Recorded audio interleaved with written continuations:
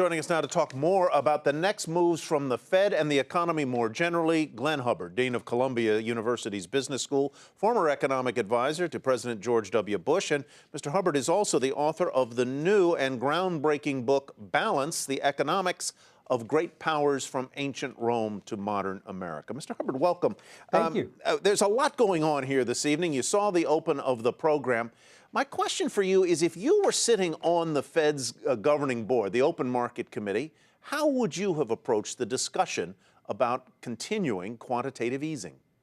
Well, I certainly agree with Chairman Bernanke that the economy's recovery is still not vigorous. I don't think that's much in doubt. The real question is whether quantitative easing, continuing it, is going to help that much. I'm rather doubtful of that, and I think it still leaves great risks. On top of that, the Fed's communications certainly lately leaves something to be desired. Glenn, nice to have you on the program, especially on a night like tonight.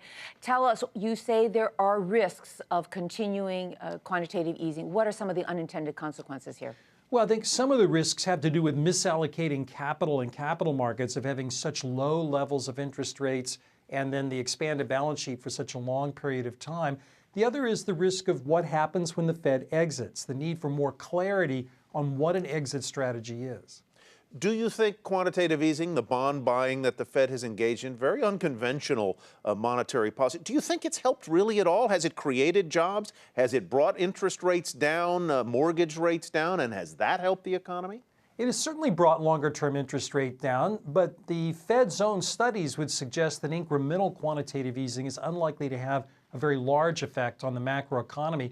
What the economy really needs is an improvement in business confidence that would probably come more from better fiscal policy than monetary policy. So there's really not much more the Fed can do. Is that what you're saying? The rest of it has to come from Washington?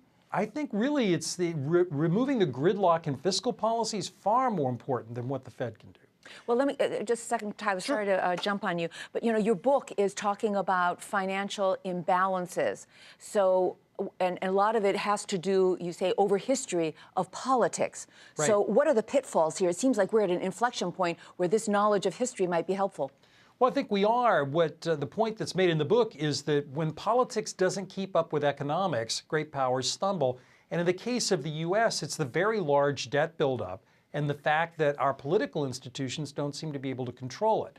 We do have to make some change if we want America to remain on top of the economic power list. Why do you think the political system has not been able to keep on top of the fiscal situation? Isn't that their job? Wasn't that your job in part as when you're working in the White House? It's definitely their job. The problem is that our budget rules were built for a period when big movements in debt were about war and peace.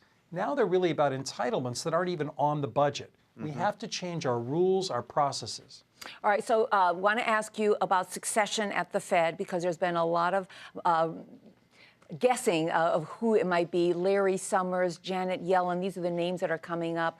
First of all, do you think there is going to be a change at the top of the Fed, and who might it be? Well, that's certainly up to President Obama. I think Ben Bernanke has done a very good job at the Federal Reserve. If the president were to choose someone else, he certainly has a number of very good names from which to choose. The real question for whoever the chairman is what will be his or her view of the economy and his or her exit strategy from the current policy. One very quick final question. Do you think the economy will strengthen in the second half of the year or not?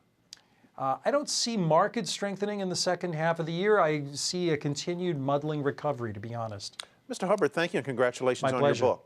Appreciate you being with us. Glenn Hubbard is Dean of Columbia University's Business School.